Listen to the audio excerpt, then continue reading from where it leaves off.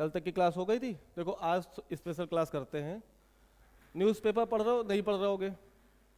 Newspaper अगर जाके देखो तो एक पाइका विद्रोह हुआ था। कब हुआ था? 1817 में, यानी भारत के पहले स्वतंत्रता आंदोलन से भी 40 साल पहले एक आंदोलन हुआ जिसे पाइका विद्रोह के नाम से जाना जाता है। इसका क्षेत्र उड़ीसा था। ठीक, पाइका मतलब किसी सेना में पैदल चलने वाले सैनिक को क्या बोला गया? पाइका। इन्होंने 1870 में विद्रोह किया। किसके खिलाफ? अंग्रेजों के खिलाफ। यानी 1817 में कौन होगा? अंग्रेज होंगे।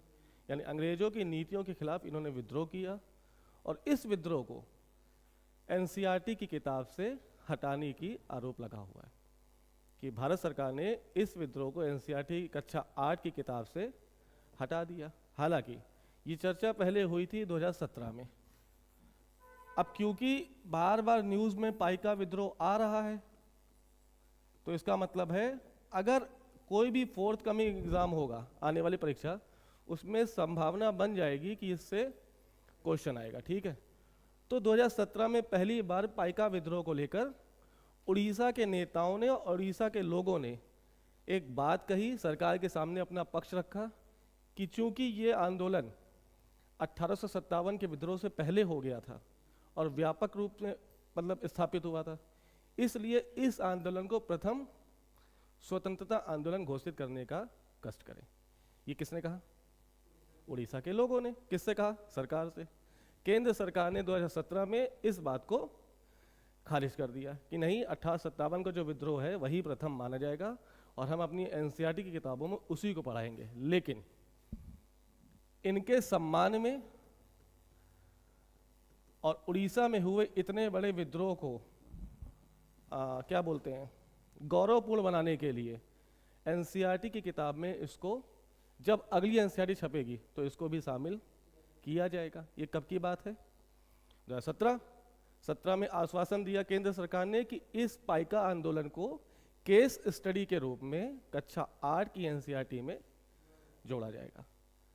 अब 2-4-5 दिन पहले एक खबर आती है, एनसीईआरटी की नई किताबों का प्रकाशन होता है और उस प्रकाशन में पाइका विद्रोह को नहीं छापा गया।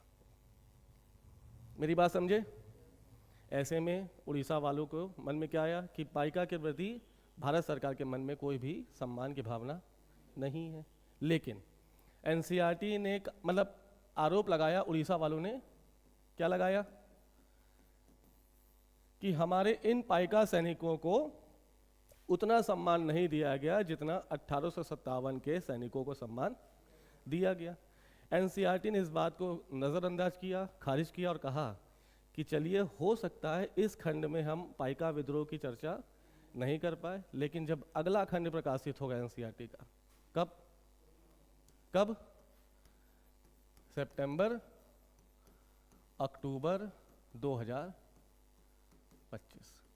अब एनसीईआरटी का जब नया पब्लिकेशन आएगा तो उसमें कहा गया एनसीईआरटी की तरफ से कि हम इस आंदोलन को केस स्टडी के रूप में कक्षा 8 की एनसीईआरटी की किताब में शामिल करेंगे। बात समझ आई? तो विवाद समझ में आया? चर्चा का विषय समझ में आ गया कि नहीं आ गया? तो पाइका इस समय चर्चा में चल रहा है। आज पाइका आंदोलन का पूरा इतिहास हम पढ़ेंगे, उसके नोट्स बनाना और उसको पेपर से पहले रिवाइज करके जाना। 12 अक्टूबर को पेपर है यूपीपीसीएस का। चांसेस 90% चांस बन रहे हैं कि इस बार क्वेश्चन आएगा। ठीक है, पूछ सकता है पाइका आंदोलन कहाँ से संबंधित है, कब स्थापित हुआ, प्रमुख नेता के नाम बता दो, या क्या क्या परिस्थितियां बनी थी उड़ीसा में जिस वजह से पाइका आंदोलन हुआ। आगे बात समझे, शुरू करें। तो सबसे पहले अच्छा, पाइका आंदोलन हुआ कब है? 1817 और 1825 तक चलता रहा, जब तक इसके प्रमुख नेता को गिरफ्तार नहीं किया गया। ठीक है, अब इसकी पृष्ठभूमि समझो। पहले पाइका है कौन, पाइका कौन है ये समझना है। ठीक है, आंदोलन क्यों हुआ, इसके प्रमुख नेता क्या कौन है, और अंग्रेजों की किस नीतियों के खिलाफ पाइका ने विद्रोह कर दिया।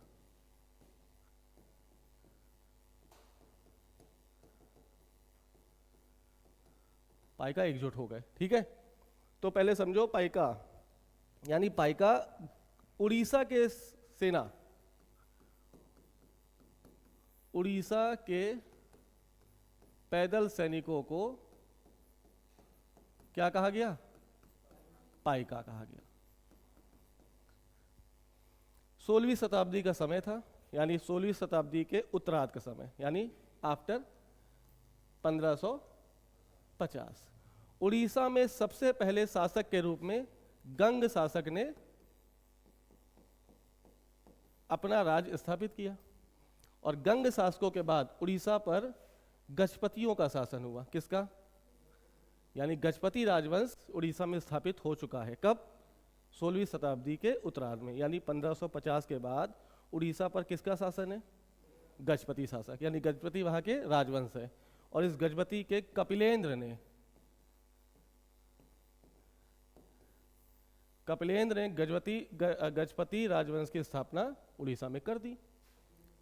कपिलेंद्र शासक का नाम है, समझ गए? और गजपति यानी कपिलेंद्र की सेना में जो पैदल सैनिक थे, उन्हीं को उड़ीसा की स्थानीय भाषा में क्या कहा गया? पाइका।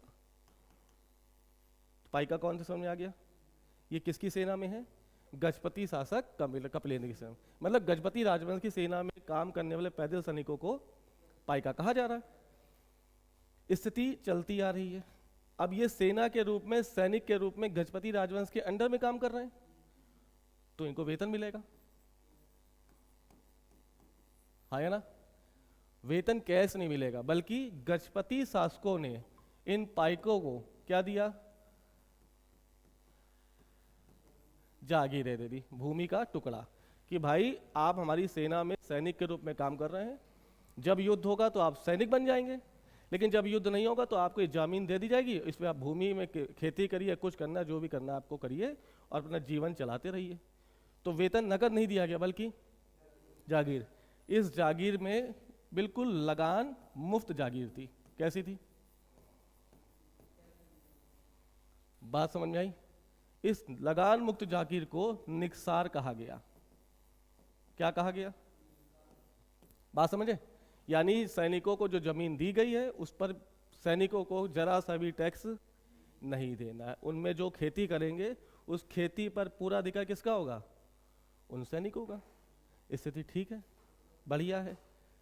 समय चलता रहा और आया समय 1803, यानी 16वीं शताब्दी में जो चीजें चल रही थी तब तक कोई दिक्कत नहीं, जब तक गजपति राजाओं का शासक था, ठीक। लेकिन 1803, ये टाइम याद करो। इस टाइम अंग्रेजों की भूमिका कैसी है? क्या क्या कर चुका है ये लोग? अंग्रेज इस समय लगभग मराठों को हरा चुके हैं, हैदर अली को हरा चुके हैं, निजाम को हरा चुके हैं।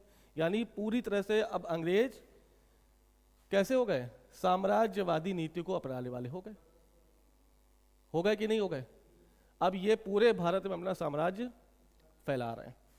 ऐसे में 1803 में एक अंग्रेज है जिसका नाम कर्नल हास्काट, ठीक है। ये अंग्रेज अपनी सेना को प्रभुत्वशाली और शक्तिशाली दिखाने के लिए क्या करेगा? एक मार्च पोस्ट का आयोजन करेगा। मार्च पोस्ट समझते हो? अरे जो अभी भी डीएम एसडीएम करते हैं, पूरे हाँ पैदल मार्च करते हैं। क्या दिखाने के लिए? अपनी शक्ति को दिखाने के लिए। तो ऐसे कर्नल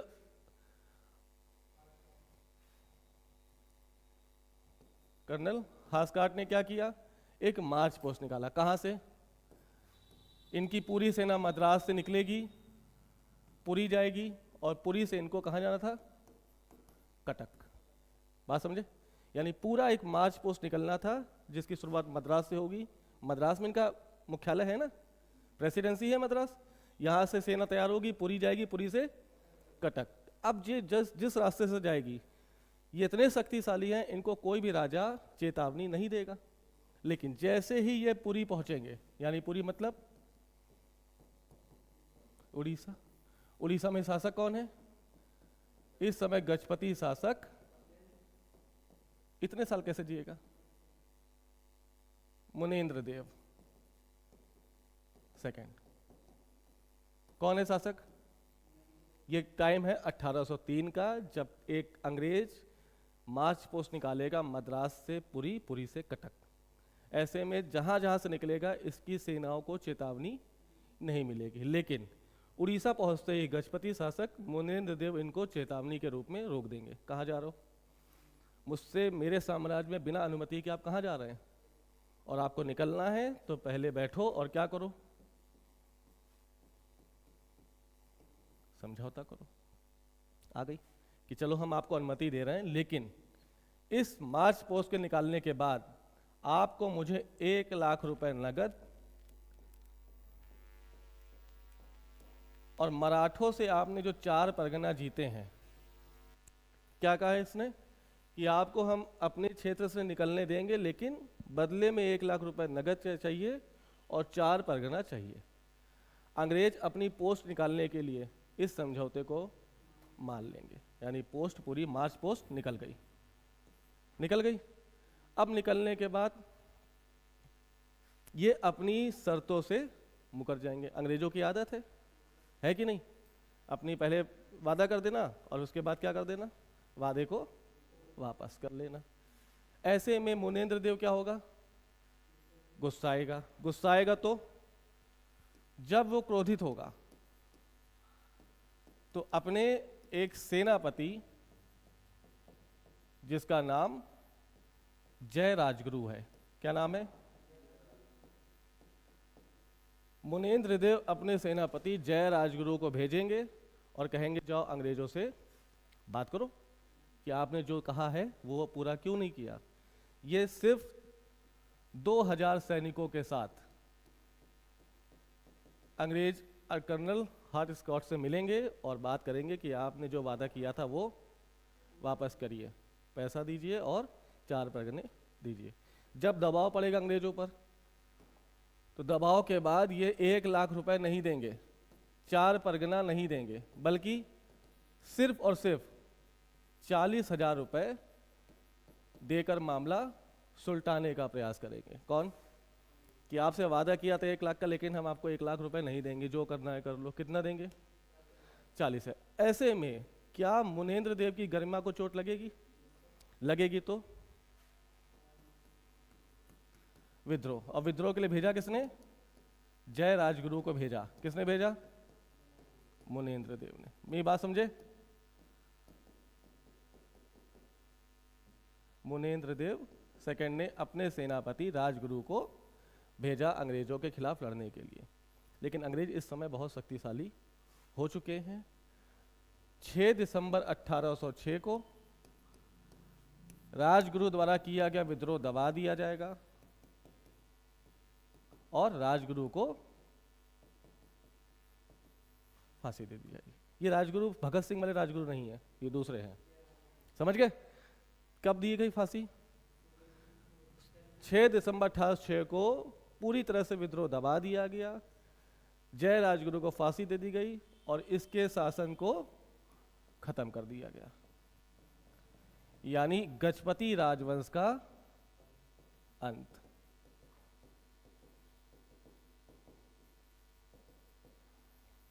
हो गया। कब हो गया? 1806। और उड़ीसा अंग्रेजों के अधीन चला गया। जब उड़ीसा पे कोई राजा नहीं है तो उड़ीसा पर अधिकार करने वाले कौन हैं? अंग्रेज हैं। अब समझना पृष्ठभूमि बन रही कैसे विद्रोह हुआ, यानी विद्रोह की पृष्ठभूमि। समय है 8 दिसंबर के बाद का 1806। गजपति शासन का अंत हो गया।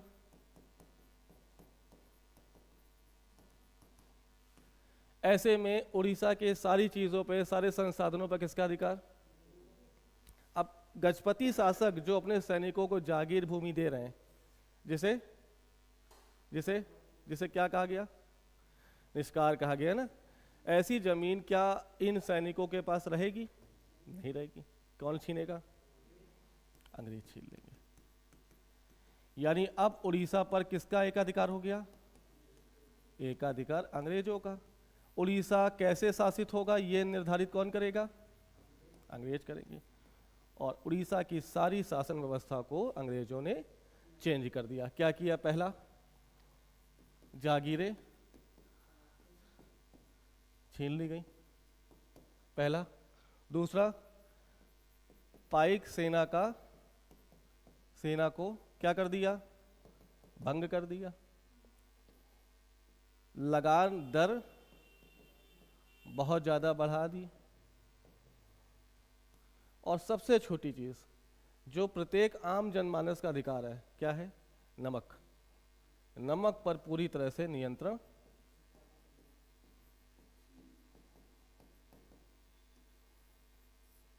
समझ गए? जागीरें छीनी गई और एक और चीज कर दी गई, जो जागीरें हैं वो बाहर के जमींदारों को दे दी गई। यानी समझना मेरी बात, कैसे हो रहा है? बाहर के जमींदारों को दे दी गई। पहले क्या हुआ? जागीरें छीन ली गई। अब जो सैनिकों के पास भूमि थी उस पर अधिकार किसका था? पहले सैनिकों का। लेकिन अब किसका अधिकार है? तो क्या ये मुफ्त में खेती करने देंगे? नहीं। विद्रोह की आग उठ रही कि नहीं उठ रही है? दूसरा, सेना था। सेना जब युद्ध हो रहा था तो सेना के रूप में काम करते हैं, और जब युद्ध नहीं होता तो ये किसान हैं बेचारे। ऐसे में इनकी जीविका कमजोर हो जाएगी।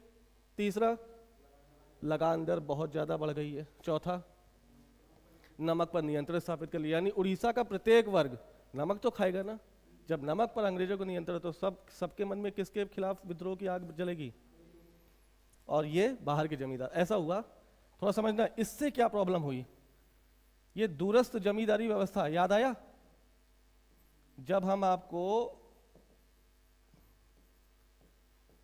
परमानेंट सेटलमेंट पढ़ा रहे थे तब इसकी व्यवस्था की बात हुई।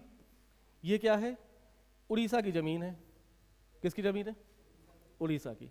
यहां की जमीनें उड़ीसा के जमींदार को ना देकर कहां के जमींदारों को दी गई?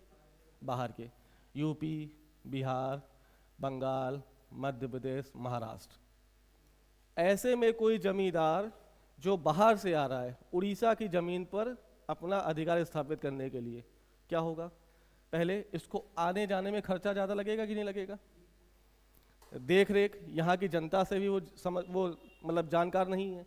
जो मजदूर रखेगा उनको ज्यादा पैसे देगा, अपना खर्चा भी निकालेगा। ऐसे में जो स्थानीय जमींदार है उसकी तुलना में ये बाहरी जमींदार ज्यादा लगान वसूलेंगे। तो जब ज्यादा लगान वसूलेंगे तो यहाँ के किसानों पर भार, बोझ हो जाएगा कि नहीं हो जाएगा? पहला कारण समझ में आया? दूरस्थ जमींदारी की व्यवस्था का सबसे बुरा परिणाम क्या निकला? कि लगान की दर अपने आप बढ़ जाएगी, वो स्वतः बढ़ जाएगी। आप अपने घर में रहें तो खर्चा कम में चलेगा, लेकिन वहीं दूर रहो तो ज़्यादा। तो इनकी जब मजबूरी थी, ये अगर ज़्यादा पैसे ना लेते तो अपना ये आवन जावन का खर्चा भी ना निकाल पाते। एक समस्या दिखी। दूसरी, ये है कहाँ के? कोई यूपी का, कोई बिहार का, कोई बंगाल का। ऐसे में ये लोग और यहाँ के स्थानीय लोग उड़ीसा के क्या आपस में मेल जोल बढ़ा पाएंगे? क्या आपस में एक दूसरे की भावना को समझ पाएंगे? क्या इनकी विचारधारा में समानता स्थापित हो पाएगी? ऐसे में ये अलग काम करेंगे और दोनों के बीच मतभेद बढ़ने के चांसेस ज्यादा हो जाएंगे। इस व्यवस्था से सबसे ज्यादा द्रवीभूत कौन होगा? यहाँ के सैनिक। और टाइम आएगा 1817। यानी 1806 से स्टार्ट हुई जो व्यवस्थाएं थी वो 1817 में इतनी ज़्यादा बढ़ गई कि पाइका सैनिकों ने मिलकर विद्रोह करने की सोच ली। आ गई बात समझ में? 1817 एक राजा हैं, नहीं अरे यार,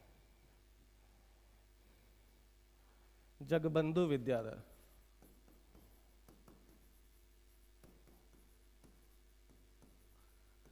जगबंधु विद्याधर के नेतृत्व में 400 खोंड आदिवासी 400 खोंड आदिवासी एकत्र होंगे और अंग्रेजों के खिलाफ हिंसक विद्रोह कर देंगे। खोंड वहां की जनजाति है, उड़ीसा की जनजाति है। सब हाथी मतलब डंडे वंडे उठाकर, जिनके पास जो पिस्तौल उठा लेंगे, और किसके साथ जुड़ जाएंगे? जगबंधु विद्याधर के साथ। और किसके खिलाफ विद्रोह कर देंगे? यही विद्रोह पाइक विद्रोह के नाम से जाना जाता है। 1817 में चला, 1825 तक ये भारत के विभिन्न स्थानों तक चलता रहेगा, जब तक जगबंधु विद्याधर को पकड़कर अरेस्ट नहीं कर लिया जाएगा। विद्रोह हुआ, विद्रोह जब दबने लगा, कुचलने लगा, अंग्रेजों ने बहुत बुरी तरह से दबाया इसको। जब ये दबाएगा तो 1817 के बाद, ये कुछ सालों के बाद जंगल में छिप गए। ठीक है, जंगल में छिपे रहे। 1825 का समय आया और इनको जंगल से भी ढूंढ निकाला गया, और जैसे ही प्रमुख नेता पकड़ा गया, पाइक विद्रोह समाप्त हो गया।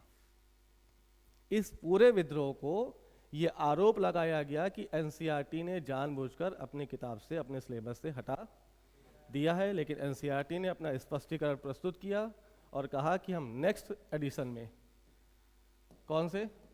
एनसीईआरटी के नेक्स्ट एडिशन में, यानी अक्टूबर 2025 में पाइक विद्रोह को एक केस स्टडी के रूप में कक्षा 8 के बच्चों के सामने प्रस्तुत करेंगे।